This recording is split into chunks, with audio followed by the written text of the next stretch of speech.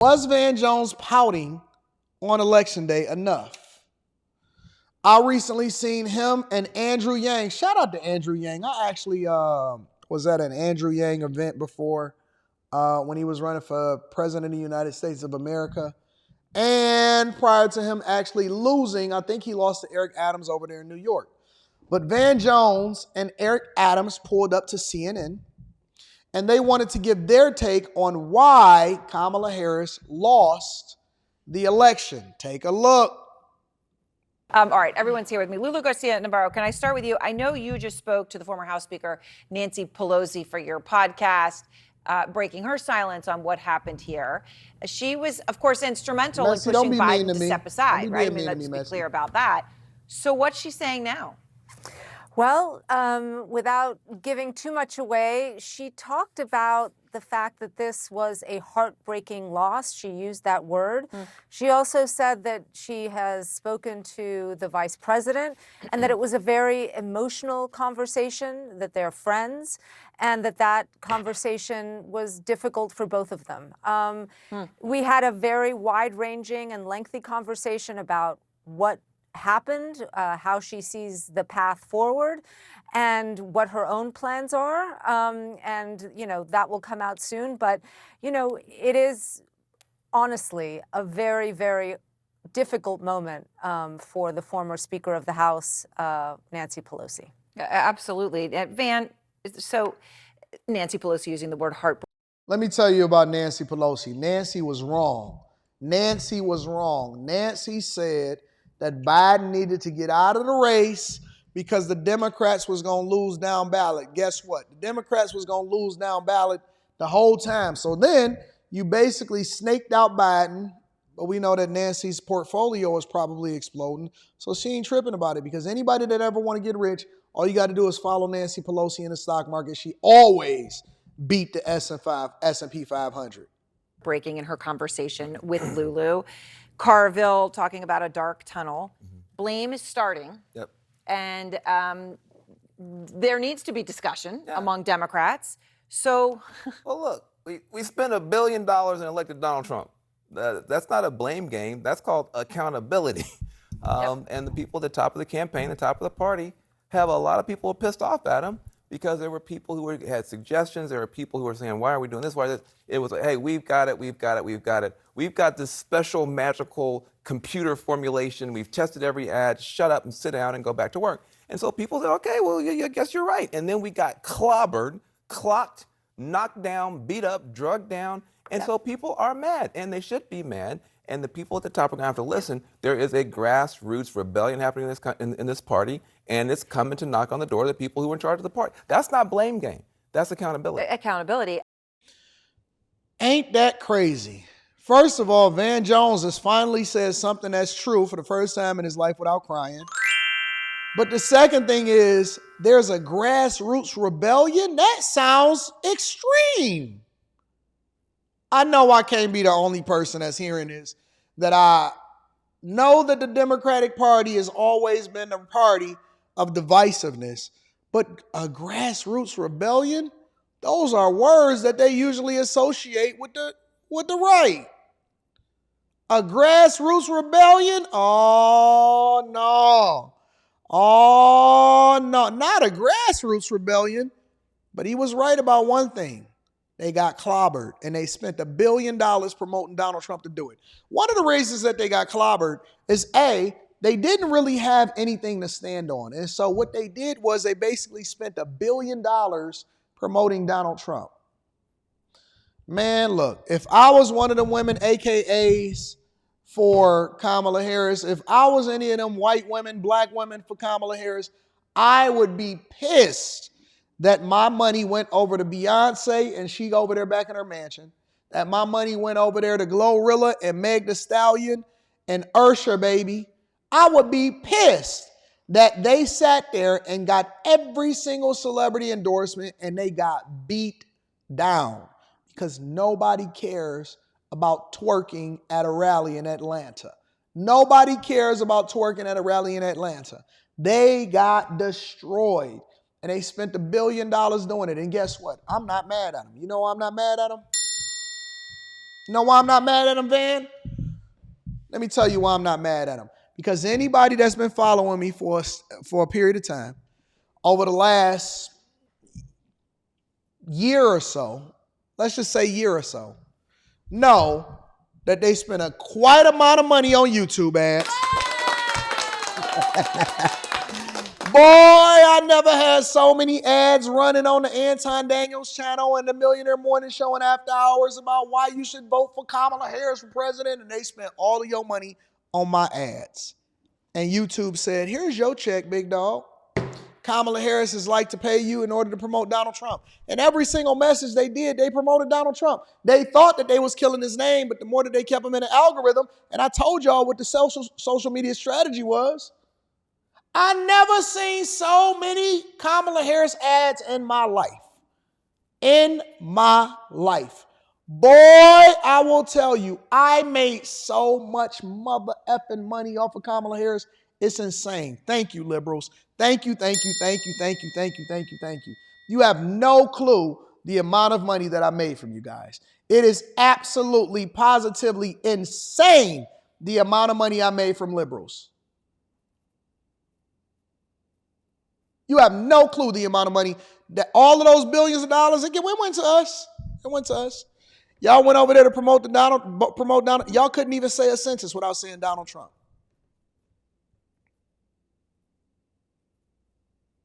Couldn't say a sentence without saying Donald Trump. If I showed you how much money that I made from Kamala Harris, you would be like, these people are fools. All y'all did was gave it to conservative pundits. I mean, and I know you're for $1 billion. $1 billion. And I believe they too, technically, blew a few $100 million of that in the recent weeks, Andrew Yang, and now ended up technically maybe in debt, a little bit.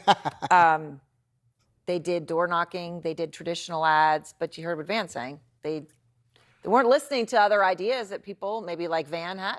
For instance. Yes, For instance. there should be accountability, and Joe Biden should not have run for a second term. There should have been a competitive primary. I would listen. If it was me, I wish we could do the election all the way up through January. I said, good God, these people are stupid. In January, he should have dropped out in January and not July. And by the way, J.B. Pritzker, Gavin Newsom, they should have challenged him in January. We all know that they had campaigns in waiting, but instead everyone said, oh, Joe's going to be fine. Joe's going to be fine. He has a disastrous debate against Donald Trump, and then he drops out in July, and then everything is under the gun and in hurry up mode.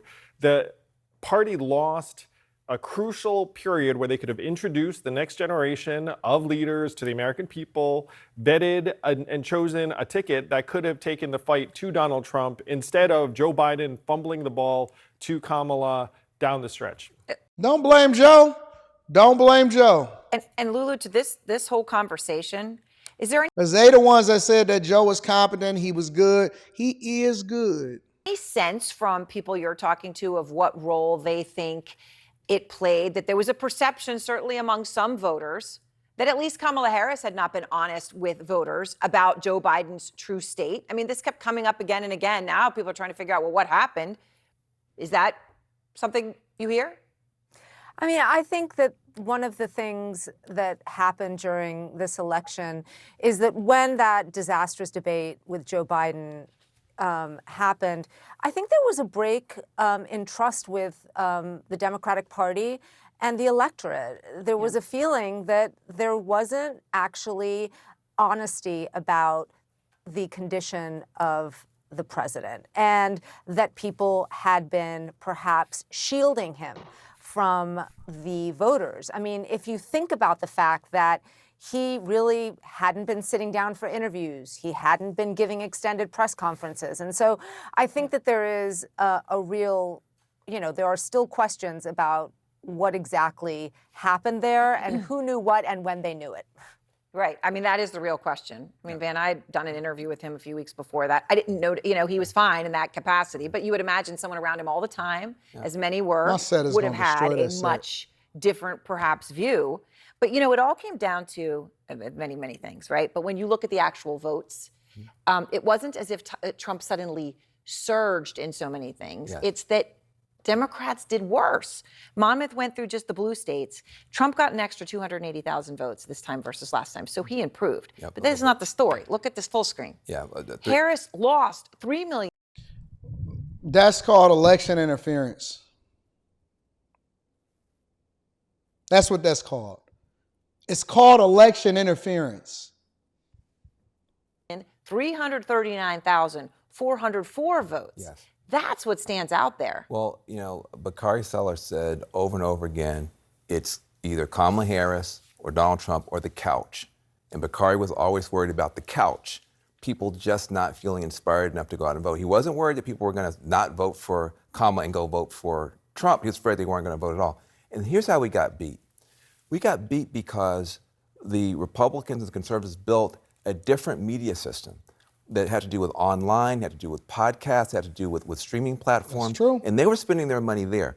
We were laughing at them and knocking on doors in Philadelphia and Detroit. It was like, there's no Trump people. They're not dropping literature. They're not knocking on doors. Well, in fact, it was laughing like, oh, Elon Musk and Charlie Kirk with their PACs don't know what they're doing. We they're were blowing making it. we were making fun of Donald Trump for having thrown away his ground game and doing some weird stuff online. We thought that they were idiots.